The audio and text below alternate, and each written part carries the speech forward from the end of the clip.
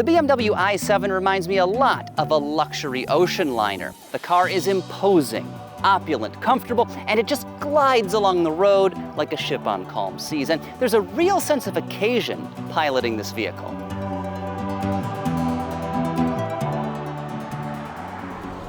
The E46 3 Series will forever be my favorite BMW. That's not going to change, but I'll tell you, the 2023 i7 xDrive 60 flagship four-door hits all the right notes for me, and that's saying something because when I first saw this car and the new 7 Series, I thought they both looked, well, awful. BMW first showed these huge sedans off in New York City about a year or so ago, and seeing them in a cramped meeting space under harsh, unnatural lighting was far from ideal. I always say you should never, ever judge a vehicle until you can see it in person out under natural light. Auto show turntables or design dome previews just do not cut it. And when I first saw these cars, I really didn't like them, but they are far, far more attractive in the flesh when you see them in person. Now that being said, I still don't love the front end of the i7 here.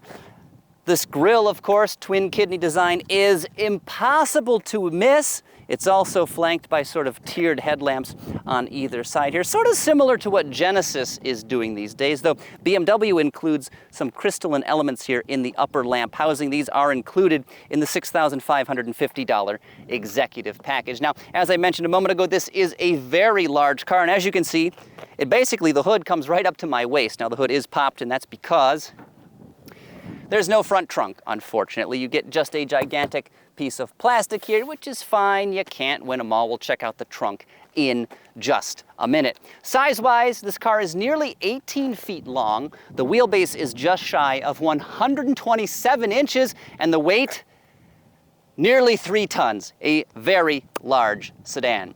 As for paint colors, this is called Oxide Gray Metallic. It is a no-cost option. I think it looks fantastic, though BMW is surprisingly adventurous with the colors offered on this car. You can get Tanzanite Blue 2 Metallic, which looks great. There's Aventurine Red, and then several matte hues if that's what you prefer. So this car is available with 19, 20, or 21-inch wheels, and we happen to have the BMW individual aerodynamic 21s, which go for $1,300, and I've got to say, they do look pretty nice. With these rollers, expect 308 miles of range, though if you go for the smaller 19s, that figure does increase to 318 miles. Overall, the flanks of this car are super clean and very elegant. There is no tacked-on trim, no superfluous creases or anything like that, and of course, I love this subtle bright work that runs right around the side glass. And then, of course, we've got the iconic Hofmeister kink here at the C-pillar. Now, the i7 can also be had with optional power opening and closing doors, which is a pretty cool feature. To take advantage of that, push this button right here. That's part of the door handle. Push it and then step back to give the door room to open. And as you can see, it will typically motor all the way. I think Ben stayed a little bit too close. I'm going to blame him anyways. These have been working perfectly, but the doors will motor open and closed all on their own. And I think what the issue is, they've actually got sensors in the car so that it will not open the door into another vehicle, a pedestrian you don't want to knock grandma over, or, you know, smack into the wall of your garage or something. So they've got safety built right into this. Now, if you want to close the door, you can do exactly the same thing. Push the button here. There's a button on the dashboard, or you can step on the brake pedal and hold it, and the driver's door will close all on its own. But if you feel like being old-fashioned, if you want to live in the, 20th century, you can open these doors manually if you prefer. Just reach into this recess. There's a little E-switch. Click that, and then you can laboriously drag the door open. And when you're done, drag it closed again. But you've got power-operated doors. Why don't you just use them? And the stern is equally elegant as well, very clean and modern. Of course, we've got fairly narrow tail lamps on either side with a little bit of chrome to brighten things up. And really, the i7's front end is the only part of this car that's a little bit gaudy. The other 3 sides are, frankly, beautiful. Now, when it comes to hauling cargo, it's very easy to access the trunk. They've got a nice button right here beneath the BMW roundel, so there's no fishing around for a dirty and hidden button down here by the license plate. Just press that, and the trunk motors open all on its own super easy. Of course, we've got about 17.7 cubic feet of room in the trunk here, as well as a deep storage space underneath the floor, which is where I have the charger stored right now. 17.7 cubic feet of room is about 1.4 cubes less than you get in a standard 7 Series, so not a big deficit there at all. However, I do not see a pass-through, nor does it appear that the rear seat backs fold down, so if you want to haul long cargo, this may not be the vehicle for you. As for the charger, it comes standard in this BMW, and it clips on just like this, so you can level 1 charge at home, just like that, or you swap the ends and you can plug into a NEMA 1450 outlet if you've got one in your garage or carport. Very nice, heavy-duty unit here. The brick is pretty substantial, and the cabling is 20 feet long, very substantial as well. This is a quality unit, and I greatly appreciate that BMW includes this at no extra charge with the i7. Moving to the side of the vehicle, the charging port door is right here on the passenger side rear fender. Not my favorite place to put this, but there's a lot of clever engineering under here I want to show you if I can open it, but the car decided it wanted to lock. So let me hit the unlock button. Now I should be able to open that. Very easy, just like that. I love that they've labeled this AC and DC. This reinforces the sort of charging you're doing. You pop that, that's your level 1 or level 2 charging. You pop that, you're plugging into an Electrify America cabinet. Very nice. And obviously you can open these flaps just by hitting the gray tab, or you can open them both by hitting the DC tab, because you're going to need both of those when you're DC charging, so you just hit one thing and you are all set. Now, beyond these little covers, which are of course vastly superior to the little plug-ins some automakers use, a lot of clever engineering, because the door itself won't close when those flaps are open. They engage a little tab here. So there's no way to drive off with these open where water could get in there and potentially short circuit. Somebody put a lot of thought and engineering effort into making this super clever for a better ownership experience. This interior is undeniably premium, and the light gray color scheme does have sort of a nautical feel to it. We also have the $1,000 extra full merino leather options package, which gets you buttery soft cowhides on the door panels and up here on the dashboards. The seats and door panels in this car are trimmed with some lovely fabric, which is not something you're used to seeing in modern luxury cars. And then, of course, there's some beautiful open pore ashwood trim on the dashboard and center console that, well, it reminds me a lot of the decks of a mighty sailing ship. There's a lot to like in the i7's cabin, but there are a few things that throw me off that I don't necessarily care for. The overall design is a little bit too avant-garde for me. We've got this weird sort of diamond faceted trim on the dashboard and doors. There's a smattering of odd touch controls in this trim as well. We've got piano black on the center console and door panels for some reason. There are crystalline controls as well, both for the iDrive knob and the seat controls on each front door. It's kind of an unusual combination. And then we've got to talk about the air vents on the dashboard. They're terrible. These are awful. You control them, you aim them with these little sort of rotors here, these dials that you turn and slide. The air comes out of these little slits here in the trim. In theory, it's a good idea, but these are very fiddly while you're driving, and it's difficult to get the air aimed where you want it. And I understand, culturally, German people are afraid of drafts. They think they cause sickness and illness, but this is not acceptable. You guys have to do a little better. The tech in this car, though, is fantastic. We've got a color head-up display right in front of me. Below that is a 12.3-inch reconfigurable digital instrument cluster that is mounted in the same housing as the 14.9-inch touchscreen, which is your primary interface for interacting with the iDrive infotainment system. Now, this multimedia array is complicated. There's a learning curve to it, but it absolutely flies. This is one of the speediest infotainment systems on the market today. If you take the time, sit down and play with it to learn how it works, I think you are really going to enjoy it. Of course, there's wireless Android Auto and Apple CarPlay, and a wireless charging pad to keep your phone fully juiced.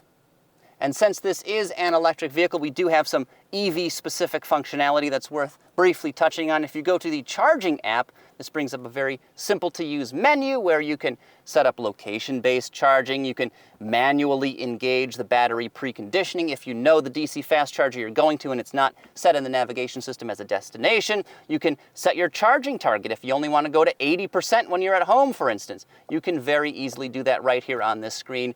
Super simple to use, and it's all pretty much in one place. Of course, passengers in the back seat have plenty of technology at their fingertips as well. This space in the i7 is absolutely lovely. Tons of room for my legs and my head. These seats are super comfortable. And optionally, in this example, the passenger side seat will actually recline. The front bucket will slide forward. There's a little footrest that pops out, and you can really lounge in this car. Now, beyond that, we have a very functional center console, a nice place to store some items. There are a couple USB Type-C ports in here. There's a wireless charging pad, and naturally, a couple cup holders because you've got to have those. As for technology, there's a pair of 5.5-inch screens, one in each door panel, and these allow you to control various vehicle functions, the shades, the seats, the light, and they allow you to access perhaps this car's most important feature. If I tap display here and hit fold down, a 31.3-inch 8K display pops down right from the ceiling so you can watch all of your favorite shows right in the back seat of this car. And of course, the screens go up as well to help minimize glare. Now, they've also integrated Amazon Fire TV right into this unit so you can watch all of your favorite stuff right from there. Now, we have a much more in-depth video all about the i7's interior and technology, so make sure you're subscribed to the EV Pulse YouTube channel so you can check that out once it goes live. But in the meantime, I'm gonna jump up here and we're gonna take this car for a spin.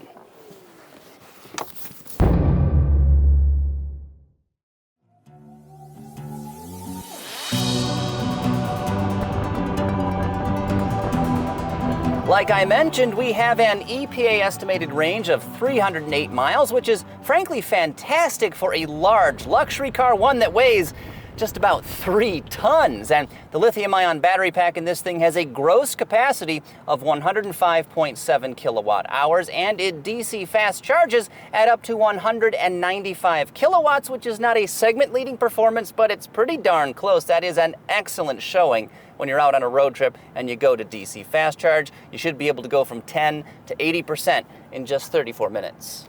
Providing motivation is a double expansion steam engine. Just kidding, we have twin electric motors on this yacht. They provide standard all-wheel drive as well as 536 horsepower and 549 pound-feet of torque, which is enough for a BMW estimated 0 to 60 romp of just 4.5 seconds. But just like the Mercedes-Benz EQE, which is of course the last all-electric sedan I reviewed, this car does not feel quite as quick as the numbers suggest. And I think that's because it is so incredibly refined. The interior of the i7 is hushed. I mean, seriously, this car is eerily quiet at basically all speeds. There's hardly any noise that percolates up into the cabin.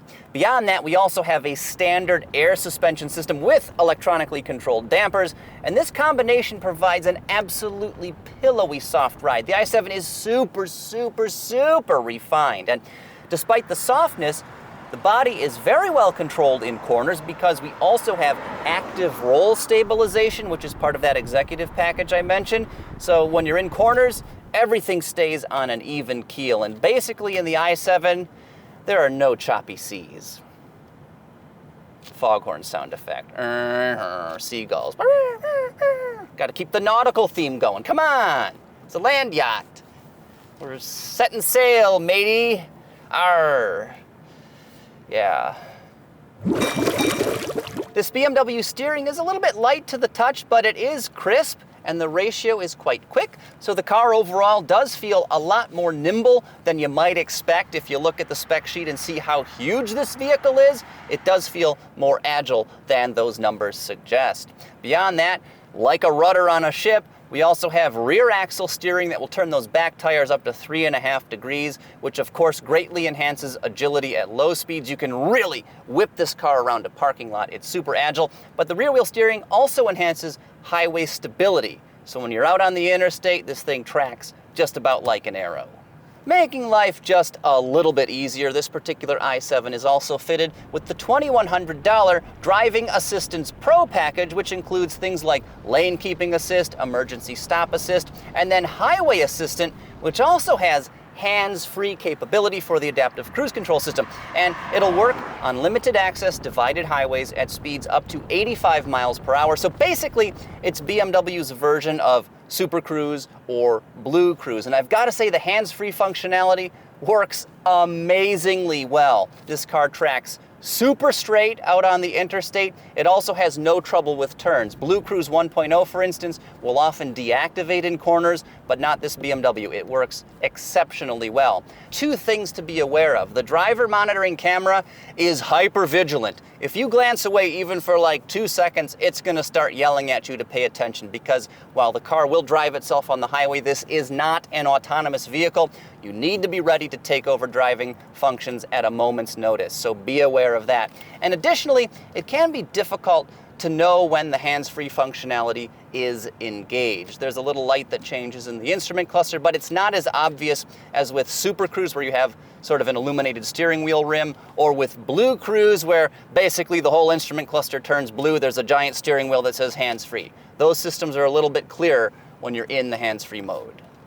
Despite all of the technology and advanced driver aids that this BMW comes with, there is one feature I wish it had, and that is a digital rear view mirror. I love these things. They greatly expand your field of view to the back of a car or truck. Some people don't like them, but I think they're fantastic. I would love to have the digital rear view mirror opposed to this plain piece of glass, because when that theater screen is folded down, which it should be doing right now, as you can see, it basically blocks all of your visibility out the back of this car. So not offering a digital rear view mirror as standard equipment even is kind of an oversight. Before we talk pricing, here's a recap of what the i7 does well, a lot, and where the car could be improved. This sedan's upsides are numerous and significant. That theater screen is simply astounding. The interior appointments are phenomenal. At more than 300 miles, this BMW's electric range is stellar. The DC fast charging rate is great too. The ride quality is just about perfect and makes this car feel like a road-going yacht. And the hands-free driving tech works amazingly well. As for the i7's downsides, they're all rather trivial. The front end looks totally out of place on what is otherwise a beautiful design. The cabin air vent controls are, let's just say, not good. iDrive has a steep learning curve, so be aware. And all of this excellence does not come cheap, especially BMW's options packages. This example has an as-tested price of $151,995, including about 32 grand in extras, which is more than the price of a new Honda Accord. Of course, $995 for delivery is bundled into that figure, which isn't a bad price to pay for shipping a gigantic luxury sedan all the way across an ocean from Bavaria, where this car is built. In comparison, with the F-150 Lightning, Ford charges nearly twice as much for destination, and those trucks are only built down in Dearborn, which is roughly 40 miles away from where I stand right now. Going into this review, I wasn't sure what to expect, but the 2023 BMW i7 xDrive 60 has blown me away. If you can get past that face, this is a phenomenal car and probably one of the best EVs you can buy today. It feels so good and offers so much. Next up, watch my full review of the Mercedes-Benz EQE 350 4MATIC by clicking right over here. It's another all-electric sedan that you should absolutely check out if you're in the market for a luxury EV.